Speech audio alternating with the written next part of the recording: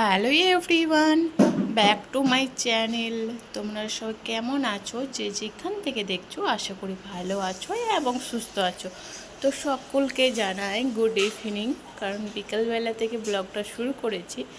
দেখতে পাচ্ছ একটা বাগানে এসেছি, মানে আমাদের যে খামার বাড়ি যেটা বলি, কত গাছগুলো কত সুন্দর, আর এর মধ্যে এত সুন্দর হাওয়া দিচ্ছে, মানে হাওয়া বাতাস দিয়ে মনটা ভরেই যাচ্ছে। তো এই যে এই গাছটার মধ্যে অনেক উচ্ছে দিয়েছে, আর উচ্ছে এখনও ফুল ফুটছে। তো যে কোনো গাছ যদি বেশি কেয়ারিং যত্ন করে করা হয়, হ্যাঁ, ভালো লাগে। অফিস থেকে চলে এসছে, তো সেক্ষেত্রে আমার হাজব্যান্ডও একটু ঘোরাঘুরি করছে, বলছে কত সুন্দর লাগছে, তাই না? আর ওয়েদারটা এত সুন্দর লাগছে। তো আর মাম্মাম গেছে টিউশনি পড়তে, কারণ টিউশনি পড়ে একটু পরে চলে আসবে উনি। তো এই গাছগুলো দেখাচ্ছিলাম যে কত লতাপাতা হয়েছে। তো সেই গাছগুলো মধ্যে এত সুন্দর লাগছে দেখতে। আর মাম্মাম বলতে না বলতে চলে আসছে, মানে গেটে দরজা খুলে। তো মাম্মাম বলছে, মাম্মাম কী করছেন? তো এই যে বলছি যে এইগুলোই দেখাচ্ছি। আর ওয়েদারটার সাথে সাথে এত সুন্দর লাগছে, বারবার তোমাদেরকে এটাই বলছি যে এত গরমের মধ্যে কখনো কখনো মনে হয় যে বাইরে একটু খোলা আকাশের নিচে একটু হাঁটাচলা করলে মনটা সত্যি অনেকটা সুন্দর লাগে। আর গাছে আমরা এসছে দেখালাম তোমাদেরকে। আর এই লতাগুলো না অনেক হয়েছিল, মানে কুমড়ো গাছগুলো, সেগুলো তুলে ফেলে দিয়েছে। কারণ আমাদের অনেক লতাপাতা থাকলে সে জায়গাটা অনেক দেখা যাচ্ছে যে এই যে কোরবানির যে গরু আমাদের কেনা হয়ে গেছে, তো সামনেই তো আমাদের কোরবানি পরব বলতে পারো, সেই কোরবানি চলে আসছে। আর এই গরুটা নেওয়া হয়েছে, আলহামদুলিল্লাহ আমাদের গরু কেনা কমপ্লিট। তো তোমাদের কার কার এখনও কোরবানির গরু কেনা হয়নি সেটা অবশ্যই কমেন্ট করে তোমরা জানাবে। আর যাদের এখনও হয়নি তাদের বলবো যে তোমরা ঝটপট জলদি করে কিনে ফেলো, কারণ দাম তো সবসময় আগুনের মতন বাড়ছে। হয় কোরবানির মুখে হয় লাভ পাবে, না হলে লস পাবে, এটা তো আছেই। তো বলতে বলতে তারপর এই যে সকালে উঠে আবার রোজকার মতন এই যে ব্লগ করতেই হবে, রান্নাও করতে হবে, সব কিছু দেখাতে হবে। তো এই যে রান্না করেছি পুঁই শাক ডাল দিয়ে, মসুর ডাল দিয়ে করেছি। আর পুঁই শাক মসুর ডালটার মধ্যে এই ডালটা অনেক পছন্দ করে, বিশেষ করে আমার শ্বশুর মশাই এই ডালটা এত পছন্দ করে। মসুর ডাল দিয়ে যদি পুঁই শাক রান্না করা হয় তো এই ডালটা খুব তৃপ্তি করে খায়। আর এর মধ্যে আমার হাজব্যান্ড যেহেতু অফিস যাওয়ার সময় ছাতু শরবত খায়, তো সেই শরবত খাওয়ার সময় না চিনি দিয়েছিলাম। তো চিনিটা বেশি না খাওয়াটাই বেটার, কারণ নানা রকমের এখন রোগ অতিরিক্ত বাড়ছে। তো আমার হাজব্যান্ড নিয়ে এসছে এই যে গুড় দিয়ে, ঢিমে গুড় দিয়ে, এটাকে আমরা বলি ঢিমে গুড়। তো ওই গুড়টা দিয়ে শরবতটা বানাবো। আর এই যে ফ্রিজে মাছটা ছিল, সে মাছটা বের করে পরিষ্কার করে রেখেছিলাম। আর কিছুটা রান্না করব, আর বাকিটা কিন্তু আবার ফ্রিজে ঢুকিয়ে দেব। আর সব পুরোটাই রান্না করব না, মাছ তো একবার সকাল থেকেই ভালো লাগে, তো একবেলাই ভালো লাগে, তো রাত্রে আর ভালো লাগে না যেহেতু, সেই জন্যই কিন্তু মাছটা আমি পুরোটাই রান্না করব না।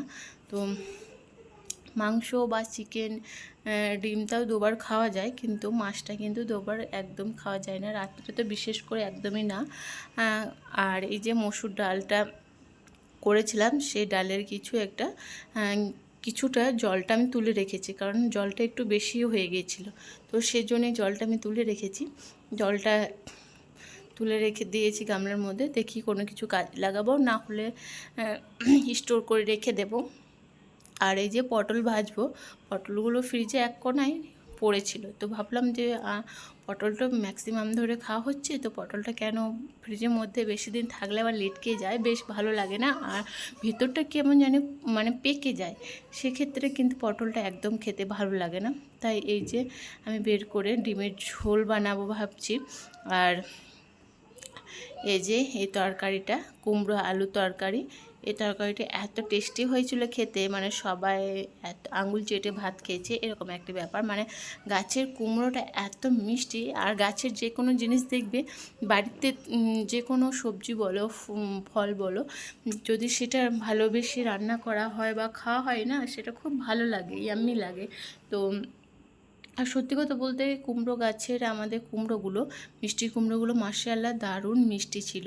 যা খেয়ে পাড়া প্রতিবেশীতে সবাইকে দেয়া হয়েছে, কারণ সবাইকে দেই, আমরা সবাই খাই। আবার ওনাদেরও যখন সবজি বা কোনো ফল হয় ওনারাও আমাদেরকে দেয়।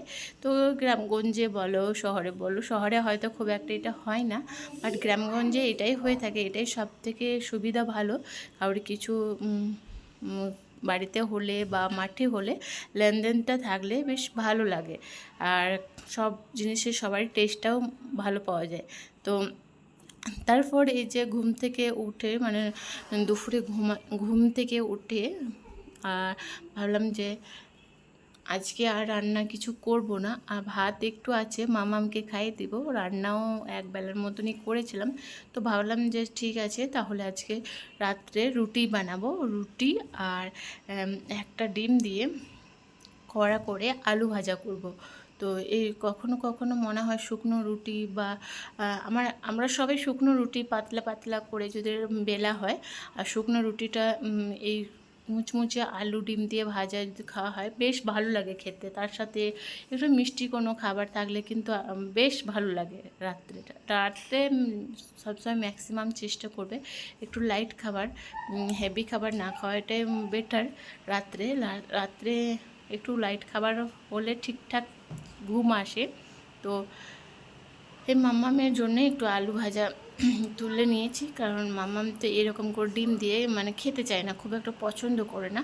তো মাম্মামকে যখন ভাত দেব তখন মাম্মামকে একটা ডিম সেদ্ধ করে, মানে সেদ্ধ ডিমটাও খুব ভালো খায়, আর এরকম করে ডিমটা দিলে না একদম খেতে চায় না। তো যেটা খেতে চায় না সেটা আমি জোর করি না, যেটাতে কমফোর্টেবল সেটাই করা উচিত। তো আমার এই ব্লগটা যদি ভালো লাগে please like comment share subscribe করতে ভুলবে না, অতি অবশ্যই চ্যানেলটাকে সাবস্ক্রাইব করে ফেলবে। আর যারা অলরেডি সাবস্ক্রাইব করে ফেলেছো তাহলে তাদেরকে অসংখ্য ধন্যবাদ। তো এই যে এই আটাগুলো আমি প্রথমে একটু মেখে তারপর ঢাকা দিয়ে এই যে আলুর প্রসেসটা দেখছি, মাঝ বরাবর একটু তেল দিয়ে দেবো, কারণ আলুটা প্রায় হয়ে এসেছে, পারফেক্টভাবে হয়নি বাট কিছুটা হয়ে এসছে, কারণ আরেকটু হবে তখন দিয়ে দেব। আর এই যে ডিমটা আমি দিয়ে দিয়েছি, ডিম আর সাথে কিন্তু ওর ওপর থেকে একটু লবণও ছিটিয়ে দিয়েছি। তো ভালোভাবে না এগুলো সাইডগুলো একটু ঢেকে দেব, ডিমটা যাতে মানে আলু ভাপে হয়ে যায়। তো আর গ্যাসের ফ্লেমটা কিন্তু অনেকটাই স্লো রাখতে হবে, মানে অনেকটাই নর্মালের মধ্যে রাখতে হবে, ভিতরটা যাতে পুড়ে না যায় এরকম। আর এরকম আলু ভাজা সত্যি কথা বলতে গেলে গরম গরম ভাতের সঙ্গে, গরম গরম লুচির সঙ্গে, গরম গরম পরোটা, রুটি, যে কোনো এভরিথিং আমাকে তো খুবই ভালো লাগে। তো ছোটোবেলায় এরকম আমরা যখন ভাত খেতে চাইতাম না, তো আর মা এরকম ডিম দিয়ে আলু ভাজা আর গরম গরম ঘি ভাত, কী যে মজা, কী যে টেস্ট। এখনকার বাচ্চারা এখন জেনারেশন যেটা চলছে, এই বাচ্চারা এরকম খাবার খেলে বলবে অকিনি আসবে মুখ দিয়ে, খাবে না এরকম খাবার। তো ওরা খাবে ওদের চোখে ভালো লাগা সেই সব জিনিস খাবে। আর তখনকার মারা বলেছে মা এটা খাবো না, তখনই এদের মতনই আমরাও বায়না করেছি মা এটা খাবো না ওটা খাবো না, বাট মারা হাল ছাড়েনি। আর মারা বলেছে ঠিক আছে এটা খেতে চাইছে না, ঠিক আছে এটা খেয়ে দেখো, একটু খেয়ে দেখো, যদি না ভালো লাগে তাহলে খেতে হবে না। মা নিজে হাতে মাখিয়ে খাইয়ে দিয়েছে। এখন অবধি বিশ্বাস করবে না, আমার বাবার বাড়িতে যখন যাওয়া হয় তখন কিন্তু মাকে যখন বলি মা আমি এটা খাবো না, তখন মা কিন্তু সেই ছোট্টবেলার মতনই খাইয়ে দেয়। তখন কিছু কিছু সময় যখন শরীর খারাপ হয় এখানে মানে শ্বশুরবাড়িতে, তখন ভীষণ পরিমাণে মাকে মিস করি, ভীষণ পরিমাণে মাকে মিস করা হয়। কারণ আমি মায়ের খুবই আদরের একটি মেয়ে বলতে পারো, কারণ একটি মেয়ে যাদের হয় 10টা মেয়ে 4টে মেয়ে সবই মা বাবার কাছে আদরে, কিন্তু আমার মনে হয় একটি মেয়ে যাদের তাদের বেশি একটু আদরে।